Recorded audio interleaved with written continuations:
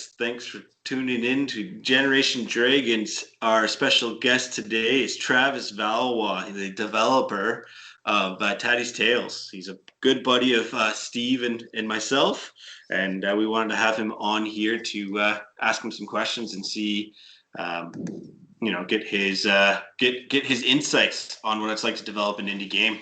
So, Travis, thank you very much. Appreciate it. Thanks for having me. Welcome, Travis. I'm glad you're here. Yeah. It's good to see you. It's been a while since these lockdowns, so it's good to see you. Good to kind of alters the regular flow of things. Yeah, that's exactly it, right? That's exactly it. I still have your magnets on my fridge, buddy. Oh, good. I'm glad. Oh, yeah, I forgot about those. Yeah, the little circular ones. Yeah. Right before the lockdown, eh? Right before the lockdown. I remember when we went to the Entertainment Inc. thing, there were those people who, I think they messaged you and me separately about going to, it was some little Ontario town. Yeah. Deep River. Yeah, that obviously didn't happen. No, that's it. So I mean, they're still doing stuff. So we should try to chat with them again. Maybe I'll poke them when we post this up and see if we can get them to. We can just do like a live chat on their feed one time, if they'd be interested. Anywho, all right. So we'll kick it off here with some questions that we got for Travis. Before we kick him off there, Clint, did you lose your video? Me? No, I'm still here. Oh, it's frozen on my end.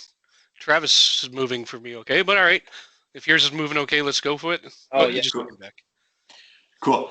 So Travis, tell us a little bit about yourself, your passions, your hobbies, your life, what you got you into developing a game.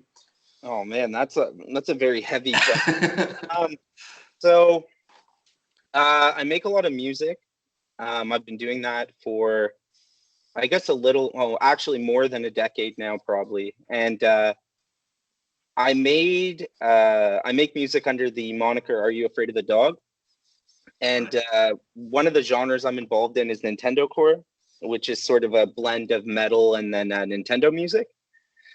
I made an album. It was kind of like a concept album at some point where it was, it sounded like video game music, sort of in the 16 or 18-bit style. And then I always wanted to get my music into a game. And I found when I'd go on Reddit or other forums that the classifieds were very heavily populated by musicians. So I sort of looked at it, like, to be honest, I looked at it as a saturated market. Right. So then I kind of just started messing around in Game Maker to make my own game. And then that kind of just snowballed. So like when I actually started working on Taddie's Tales, or, whatever, it was before I even had a name. Right. It was kind of just to try it out. My original intention was to get my music into a game. And then I sort of just somehow stumbled into making a game. Nice. Yeah, that's what I was gonna ask. I know, right? I've known you make music, and that's kind of the idea of the getting music into your game, and yeah. I assume from what we've seen of the game, there's very music influences the game pretty intensely, right? Yeah, like the coins are music notes. The characters in the title screen are all people I know online from like the Nintendo core community. So it does have a lot of roots just within, or I guess musical foundation. I don't know. It's heavily inspired by sort of the weird genre that I'm. Nice. So with the game itself, how did you actually get the skills to develop it? Like, you didn't just pull that out of your ass and start doing things. It's kind of weird. So when I first started making the game, it was one of the earliest sort of iterations was, sorry, I'm just blanking briefly. Oh no, I broke Travis. So the first thing I did in Game Maker, to be honest, was I took a sprite from Final Fantasy VI. I put my music in it, and I just tried to see if I could manipulate them across the screen. And I had this like really dreamy music. And I remember I figured out how to like make him jump, not even with proper jump sprites. Like it was just a character from FF6 moving up, and I was like, oh my god, this is amazing. That's awesome. It wasn't amazing, but you know, it just so what happened is I started making it with a music buddy in Germany, and then another mutual guy we knew, a guy in Russia actually with really poor English, who was making art. And so sometimes, this is off topic, but I remember back then I would kind of go into this weird space in my brain where trying to communicate with him to get art assets, I was speaking in like broken English. And then when I go to message like, you know, someone from Canada, I sometimes would have to like snap out of sending like, make guy jump. Yeah, but yeah, so I started making this game, and then I showed it to a friend, my buddy Ed, and he was actually really good at programming. So then the two of us started working on the game, and he actually programmed like a lot of the engine.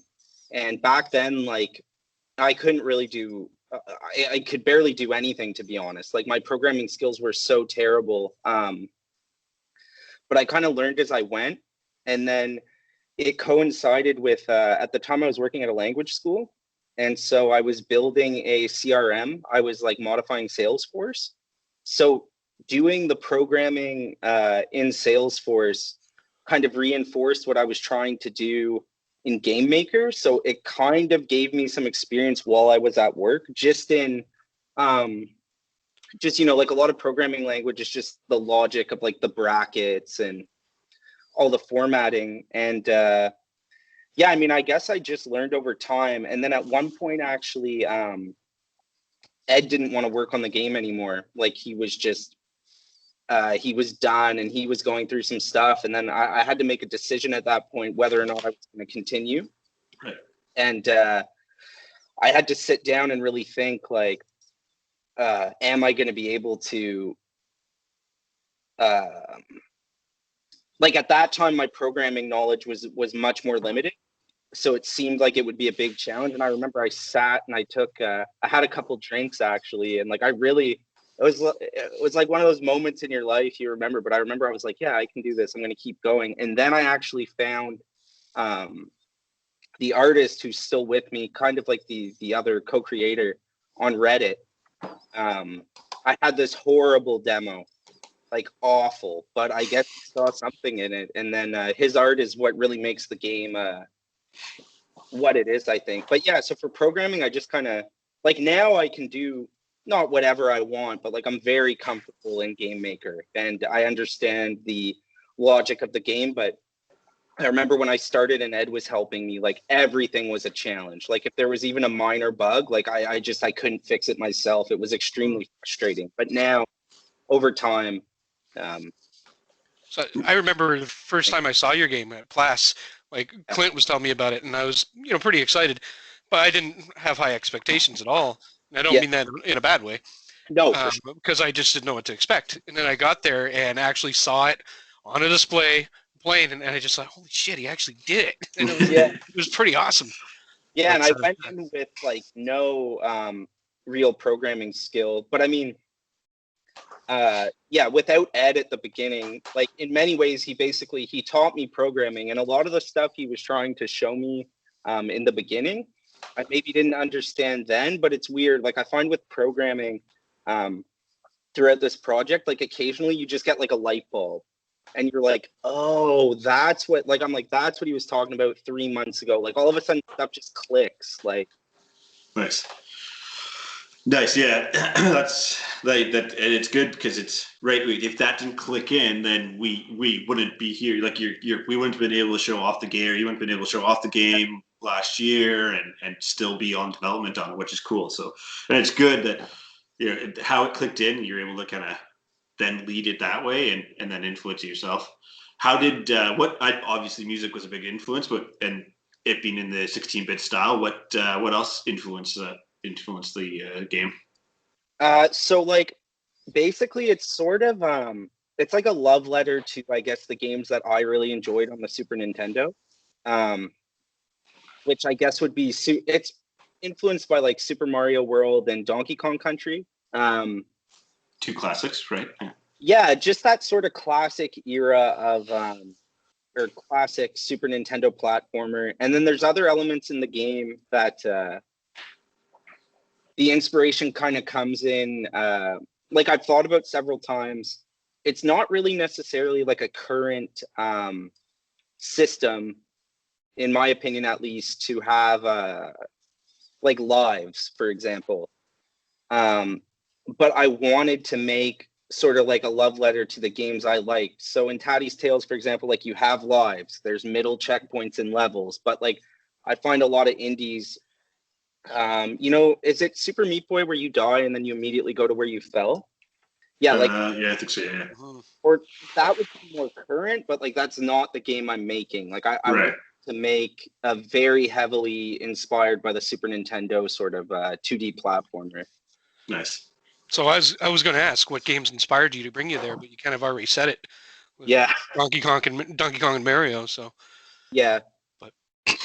Yeah, well, and then those games are inspired. But what other games were impactful in your life growing up, gaming life?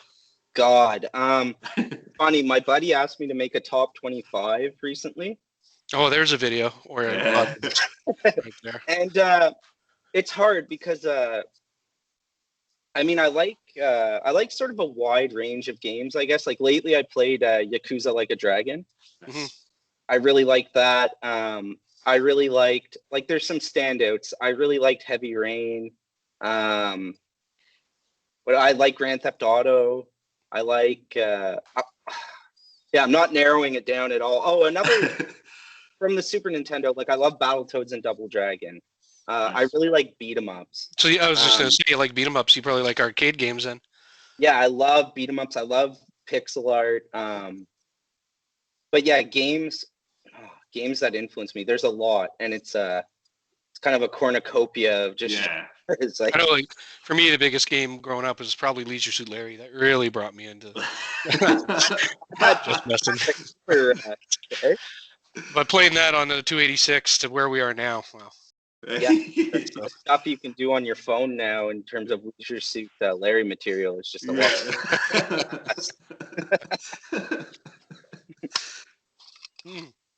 So what's changed since you originally started? Have you wiped anything out? Just this is horrible, I'm starting fresh, or redone anything, or has it been steady the whole time? There's been periods of time where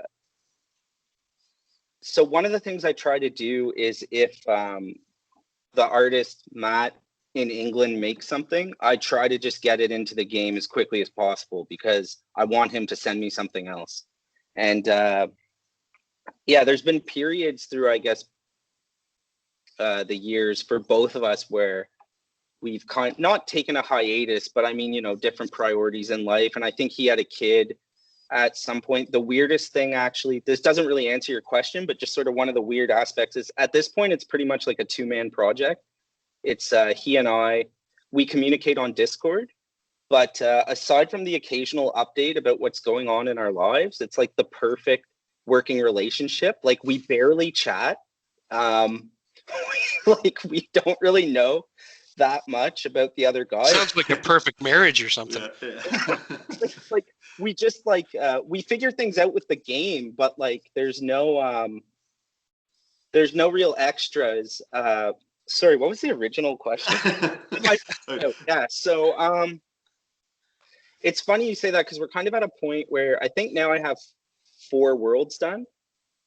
And I want to put a 5th world in and then maybe bonus levels kind of as a 6th, but like currently I'm timing how long will the levels take because I want to have an estimate of my game length. Have I wiped stuff out? I'm trying to think if I've wiped anything. Yeah, tons of times actually. Like I made World 4, which is like a snow world. Mm-hmm. I made that a couple months ago, and then I think last month, like I completely remade everything. Why? Oh, wow. That'd be kind of neat, like having the sprite slide around and things like that. Was that part of the? Yeah, well, so a big thing that happened is like part of it was, you know, just getting the ice into the game. then testing the ice, trying to create levels with it, create the different mechanics. But I made like basically like 6 levels. I made 6 levels with snow sort of mechanics and ice mechanics, but I didn't actually have the artwork we were going to use. So when he gave me the artwork, it sort of lent itself to, I guess, making like more refined levels. And at first I was going to try to mirror what I already had worked in progress, but then I just decided to just completely. Is this something you could revisit, or is it just too far gone? Or? Well, no, like I still have a snow world. Just Easter egg. The undesigned, yeah, those levels I probably wouldn't use them. But I mean, in making those levels, it gave me the ideas, I guess, that allowed me to actually make the final levels better. So like it wasn't nothing. The thing with the game design too is like you're always going to, or not always, but there's going to be points where you don't use something or you cast something aside, but like hopefully you can glean something from it that was useful. Right. Yeah. So makes sense. Yeah. Use it to influence something else or whatever, right? Like, or pull in, or like how Steve was saying, an Easter egg. Like if you go those hidden gems, like artwork somewhere, whatever the case might be. Yeah. Like I have like T coins, like kind of like the Donkey Kong Country coins, and I want to give the player something if they get them all, or I want to have like the ability, like I think it was Super Mario World where you have the star levels. Like I want to have an area where like if the player likes the game, they can go and just be like incredibly challenged. Like I want to make these just, you know, difficult levels. But the main game, I can't really do that because a big part of making it is I really want there to be like an escalation of difficulty, because that's what I found the Super Nintendo games did well. And so like I want World 1 to be easier than World 4. Like I want you to, as you're playing, sort of like accumulate the experience and the skill to then do cool stuff in the later levels. Yeah, feel the progression, and not just be thrown into the challenge right off the bat, right? And that's like you said, it's the appreciation of that, because that's what it was in the old ways, or in the old games, right? So generally speaking, you know, Battletoads just threw you into the hard shit, but like a Mario game it's easy, you learn the mechanics and then work your way up, right? Yeah, or like Donkey Kong Country, I mean, you could, in the first world, you could, you know, farm like 99 lives. Like you just keep playing those levels. Like they were significantly easier than I think once you get to like the third world in that game, it kind of ramps up. But so it's going to be like an excitement, frustration, accomplishment, move on and keep getting better. And then like every video game, once you finish it, you're like, okay, I'm done with that. But that's kind of like the kind of game I like. I hate when you it's either super too easy or it's super frustrating and you give up because that's just pissing me off now, and I'm going to whip my controller across the room. Yeah, I want there to be kind of like that nice balance and that nice escalation, because like some of my buddies have been playing recently. I think they got back into it, was Demon Souls. But, man, that's a hard game. Yeah, for me, like I have no desire to play Demon Souls. I love that game. I just can't do it. Like I don't want to be that frustrated, but I don't want to make something like, I remember Kirby's Epic Yarn. Because I wanted Kirby Superstar. Like I was like, oh, it's a Kirby game, but it was so easy. And I mean, if kids enjoy it and that's who it's made for, like that's awesome. But so on that, with people enjoying it, kids enjoying it, what about girls? Your main character, if I remember right, is female. Mm-hmm. What brought you to that? That was actually just, to be honest with you, it was originally the character was my new buddy from Germany. No. Yeah, in what's it called? The blue suit? Zero Suit. Yeah, Zero Suit Samus. Yeah. Oh, originally the main character was my music buddy in Germany. The Russian guy had just decided to draw him, and it looked like he had on these like horse riding boots. Mm-hmm. But then when the British guy, Matt, when he joined the project, that's just the main character he made. And then she didn't even have a name yet. And then I just went with that. Nice. Yeah. Why did you go with 2D platform with, like, you know, Unity and all these? I know, like, I understand the development. There are so many free game development programs out there. So why 2D platform? Uh, hmm. I don't. I don't actually really have an answer for that. Just Well, you it's did say it sorta- was inspired by platformers. Yeah. Okay. Oh yes, and actually, I think there was this guy on YouTube who I remember. I found his videos about Game Maker really good, and he was super calm. Some dude from Utah, I think, and he'd always go, "Good afternoon, good evening, and good night. I'm Benjamin." His YouTube, I think his name's Heartbeast, I and actually really like that. That was awesome. yeah, no, he's great. So he had a tutorial. It was like $5 on not Patreon, but there's like some sort of maybe it's not Udemy or something. Like it was some learning module, and Oh, okay. He had a video series on how to make a platformer, and I did that. So I think maybe that actually sort of And then just look stuck, and then you just kind of went with it that way. yeah, and I just kind Nice. of that's how I got into programming, and then I went from there. I've had recently like some ideas for what I would want to do if I made like a 3D game. Mhm.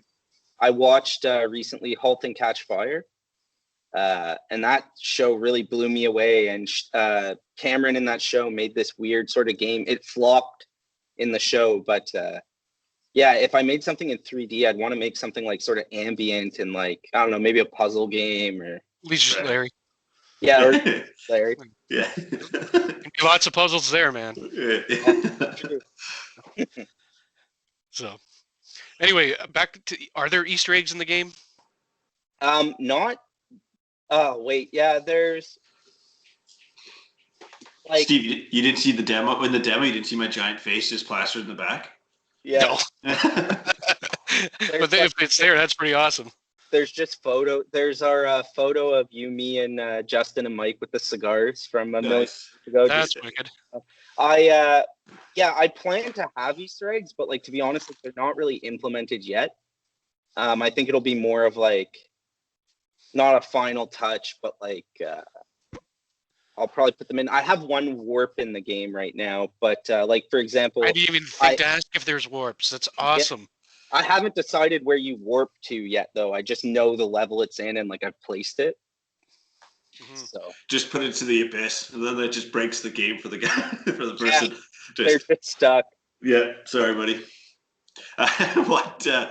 So I like you've been working on this for what must be 5, 6 years now, I guess, if not longer, or about the same time. I can't remember now. I think more like, hold on, I have it. I actually went to the website because I wanted to check because I think one time I wrote how old the game was. I think I've been working on it for about maybe 3 or 4 years. Oh, nice. Okay. How many hours do you think you put into it? I couldn't even put an estimate. Like if I thought about it, it'd probably like piss me off. Like a lot of So hours and more hours than what it takes to play Valhalla? yes. Because that's crazy long. Oh, like man, it's I've definitely put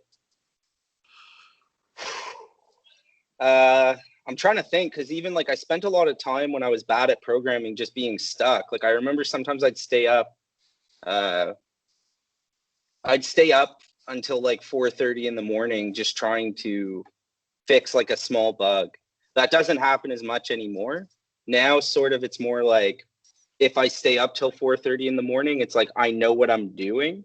But I used to get stuck constantly, just throwing code out there trying to fix things. And now I have a pretty good sense of what's going on. But another thing that was problematic as the game was coming along when Ed and I made it is sometimes like she has the main character has a whole mess of code that's associated with her, but there could be something in code for like another block of code that is creating the bug.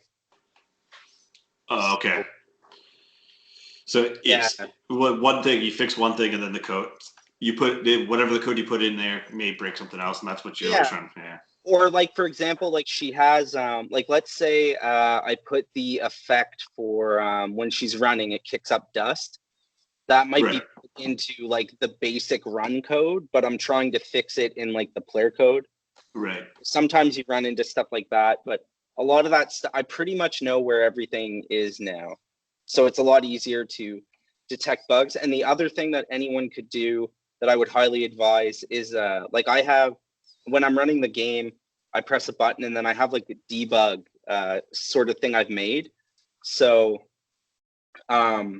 like if she's jumping, I can have it, you know, it'll pop up a 1 next to jump, then I know her jump's been initiated. Like just there's ways you can kind of create your own like debugging system. Nice.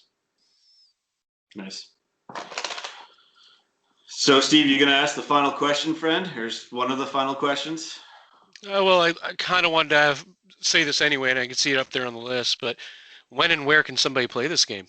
And I know when's a big question, but Yeah, so there's a very outdated demo on the website that I should probably share it, give forward. it to us.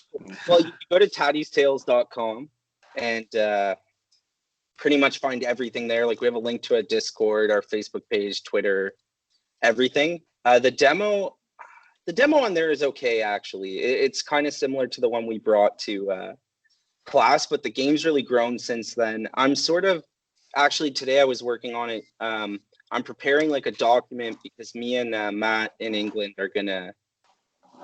We have 4 worlds done, so like I'm gonna try to outline what's next, and I guess we'll discuss and sort of figure out exactly what we want to do. I would like to release it late this year.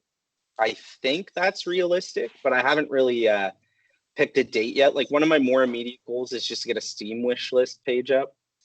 But Right. yeah, I mean, I think in the next year it should be done as of today. I would hope so because I love it. And I mean, it's a great project, but I don't want to, you know, you can't work on something for, I don't want to be working on this for 10 years. Like I want to Right. finish it. I want people to play it. So Yeah, don't be a StarCraft ghost. no, like, so yeah, hopefully this year. Nice, man. Like Yeah. I played it, I've seen it. You've done the same, Clint, and it was awesome. Yeah. So, I'm looking forward to it, and unfortunately it's going to be on Steam. But if you bring it to other platforms, I may jump on it. But no, you have us as a backer on that stuff. We enjoyed playing it, so we're looking forward to being able to play it. One question before I know Steve has this burning question to ask you: what's your most anticipated game this year, Travis? What are you looking forward to playing? Halo. Halo. Say Halo. I'm trying to think. I've been so out of the loop as to what's coming out. Halo. I kind of want to. I want to actually get a Switch. Nice, good call. Halo's a good game. Halo, I've heard is it's a decent game. You know. Yeah. I want to play. Like I really want to play Octopath Traveler. Nice. But it's like $80 on Steam. It went on sale for 40. But like, there's just a large back catalog. I think I could potentially enjoy on the Switch. I don't have a PS5 yet.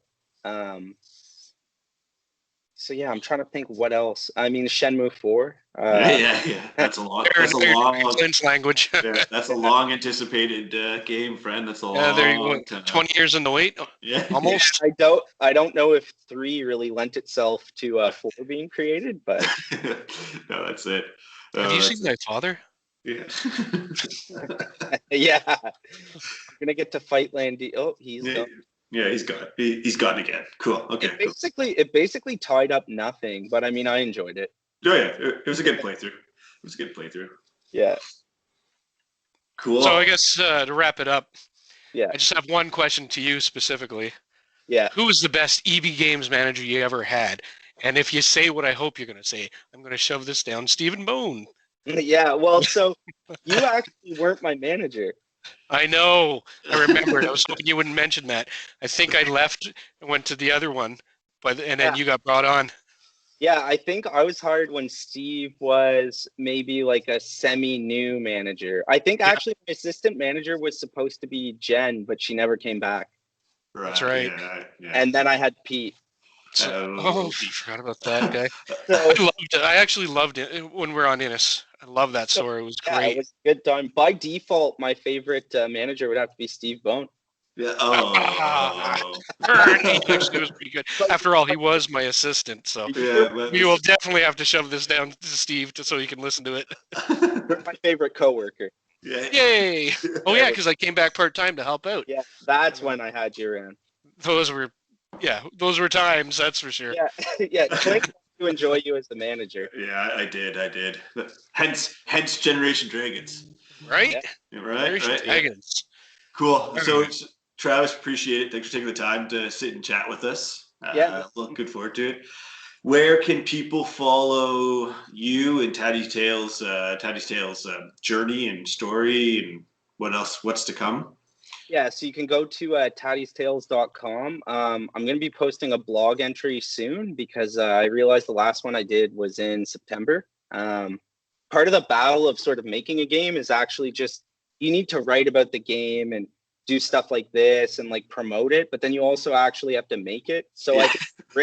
I've written like several blog entries since September that I just never finish or don't post. But yeah, I really want to make a push soon and make little gifs and whatever for Twitter. And the Twitter's actually updated semi-regularly. It's Taddie's Tales on Twitter. And then I have a Are You Afraid of the Dog.com for my music. It's kind of a mouthful, but yeah, those are, I guess, the main sort of channels. Sweet. We'll link that stuff into the posts that we put up on YouTube and our podcast locations.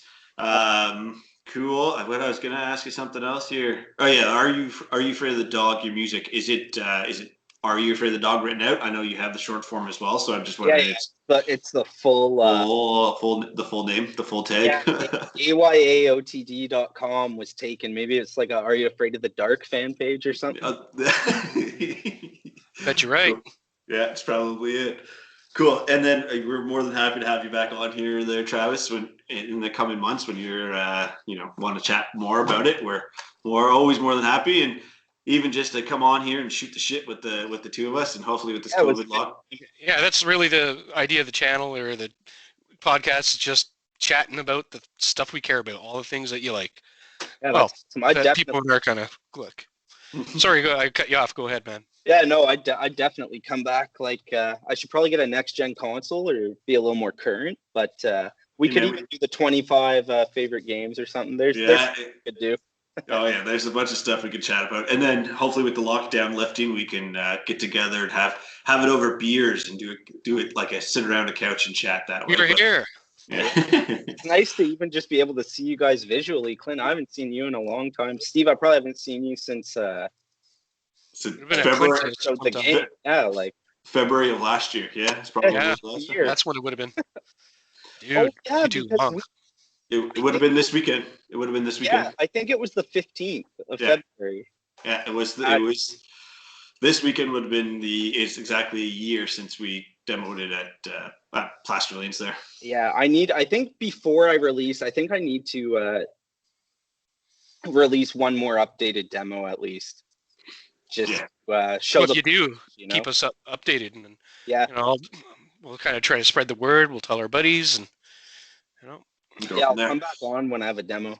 Cool. All right. Well, thank you again. Appreciate the time there, Travis, and we're looking forward to the game. As always, stay safe.